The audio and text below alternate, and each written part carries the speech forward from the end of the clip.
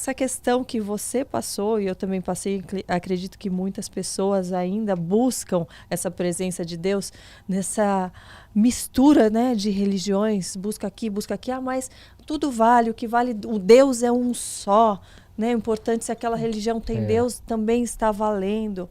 Eu gostaria que você esclarecesse um pouquinho diante da palavra de Deus, que você estudou, você, né, tem muito mais conhecimento do que eu, de que muitas pessoas que estão nos ouvindo, mas da preocupação com relação a isso, né, de como isso nos afasta de Deus, né, quando a gente busca por todos os cantos e tenta viver todas as verdades se misturando, né?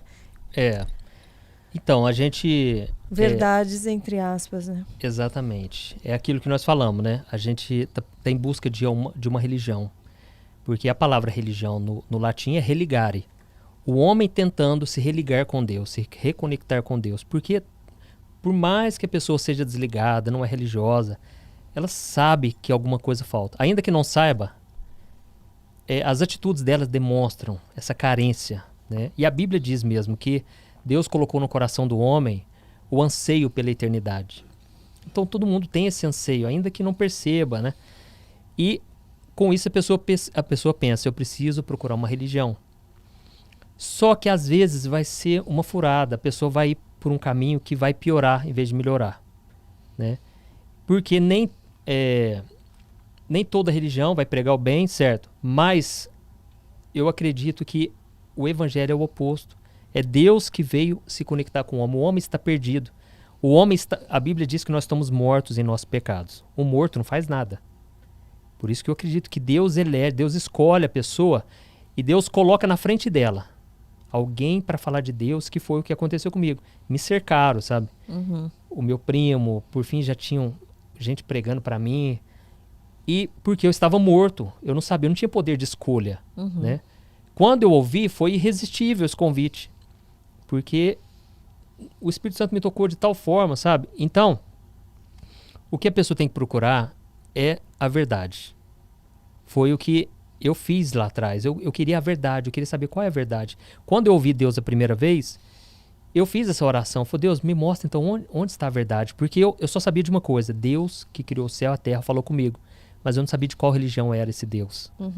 E eu orei nesse sentido. Deus, me mostra a verdade. Me mostra, me revela, né? Me revela, Pai, qual é o caminho. Ele vai revelar. E aí talvez a pessoa... O que ele mais quer é que a gente peça por isso, né? Exatamente. Talvez a pessoa pense, então eu vou orar e pode ser que Deus vai me encaminhar para uma religião tal.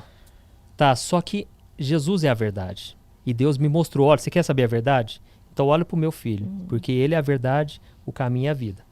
Então, essa religião vai pregar sobre Jesus? Não é só o lado bonitinho, não. Porque a maior parte, Jesus não falou coisa boa. Por isso crucificaram ele. Ele falou coisas pesadas. Tanto é que as pessoas, muitos dos discípulos, a Bíblia diz que eles abandonaram. Chegou um momento que Jesus falou uma coisa tão forte, olha, eu sou a luz deste mundo, quem não anda comigo está em trevas, aquele que não come da minha carne não faz parte de mim. As pessoas falam, nossa, duras são essas palavras. E a Bíblia diz que a maior parte foi embora. E aí Jesus virou para os discípulos e disseram, vocês também querem ir embora? Porque Jesus, ele não quer quantidade, ele quer qualidade. Ele quer gente que queira estar com ele. E Pedro virou para ele e disse, mestre, nós vamos para onde? Só o Senhor tem as palavras de vida eterna.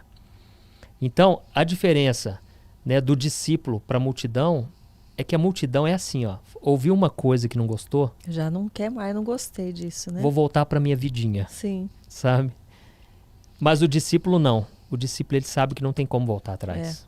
Os discípulos de Jesus, eles já tinham abandonado a profissão, família. Eles não tinham outro caminho a não ser Jesus.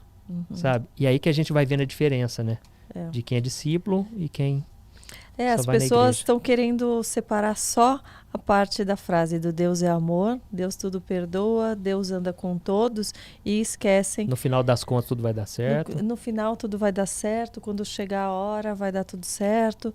Só que esquecem, né, dessas passagens em que Jesus falava para que a gente deveria ser obediente, colocava-se algumas regras, né, de condutas, de como a gente deve andar nesse mundo para o nosso bem, não é para nos punir. Exatamente. É para a gente ter mais alegria alegria, para a gente ser mais feliz. Quanto mais a gente obedecer, mais a gente vai estar no propósito, mais realizado nós vamos estar. E as pessoas encaram isso como podar, como ordens. Como perda, eu vou perder, quero ter a minha liberdade. Mas a gente tem essa liberdade, é só que a gente não sabe fazer escolhas. Precisamos de alguém nos direcionando, né? O livre-arbítrio acaba com a gente. Porque se a gente for querer fazer do nosso jeito...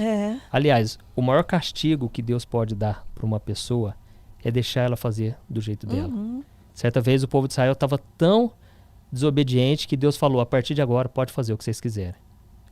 E tem uma passagem na Bíblia, que não me lembro qual exatamente, que eu li, que ele fala, olha, no começo vai ser difícil, no começo não pensa que vai ser tão simples, você vai achar que eu estou te amarrando, que você está sendo acorrentado, mas isso, você vai perceber que a hora que você se soltar disso, como vai ser bom, como é para o teu bem.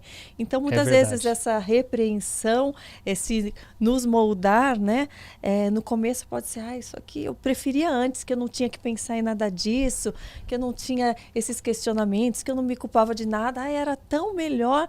Só que, só que depois que você passa por essa fase de ficar questionando, será que é melhor mesmo ou se não é? Quando a gente confia de verdade, você sente aquela paz que você nunca sentiu, daí você tem a certeza que aquilo lá não valia de nada. Exatamente. Né? Não tem nada que preencha. A maioria das pessoas enxergam Deus como estraga prazer.